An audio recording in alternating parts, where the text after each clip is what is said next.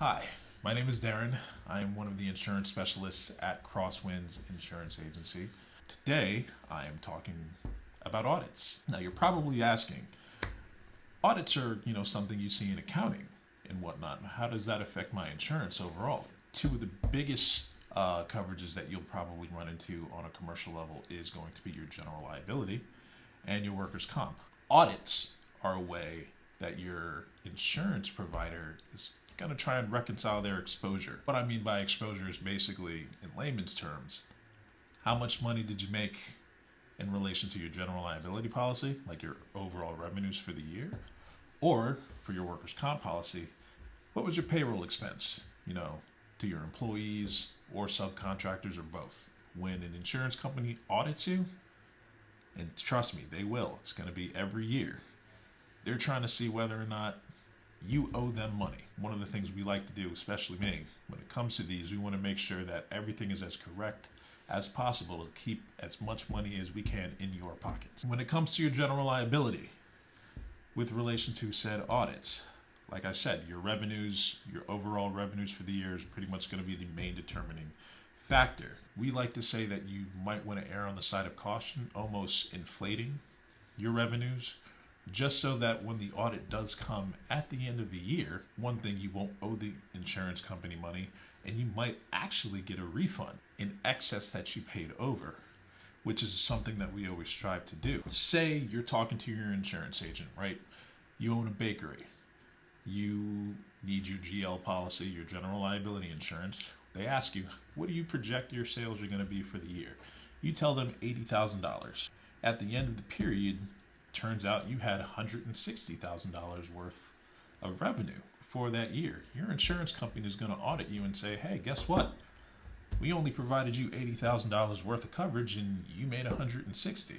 They're going to double the amount of premium that you owe them for that year. A lot of people that are in business, when they get that audit and they say, hey, why am I being charged this? Like, the policy period is over. Why do I owe this amount?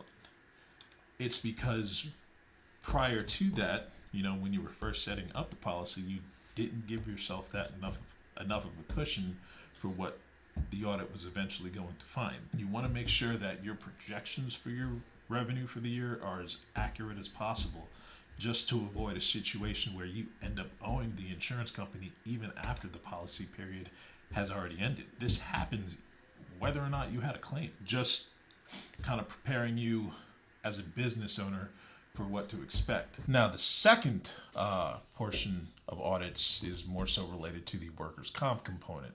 The difference being here, as a business owner, when it comes to the classifications of your employees, you get into different designations like ghost policies. A ghost policy is basically where your company essentially needs a workers' comp policy, but you don't have any workers. You don't have any subcontractors. You don't have any employees. You just need something that says, hey, you got workers' comp policy. Those policies also get audited, but, they're not expecting you to have a payroll expense at all. What do you think is going to happen if at the end of the policy period, you submit something that says, hey, we had this many employees or this amount in payroll expense for the year on a ghost policy? The insurance company is going to flag that and be like, guess what? You kind of owe us. Your exposure for this was supposed to be zero. You're not supposed to have that. Now, on the other end of that, you have your standard workers' comp policy where you have the difference between a subcontractor and an employee. You have your payroll expense. That's going to be your overall exposure. Your employees are always going to fall under that.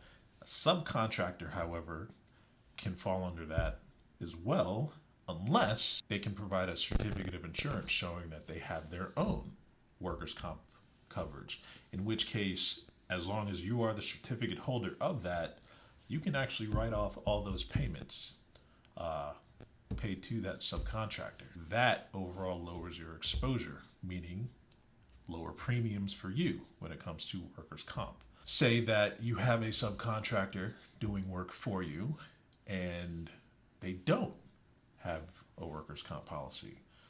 Whatever work they do under your name, under the name of your business for you, that has to be added into that payroll exposure in addition to whomever you classify as an employee as well, which then increases the exposure rate to the insurance company.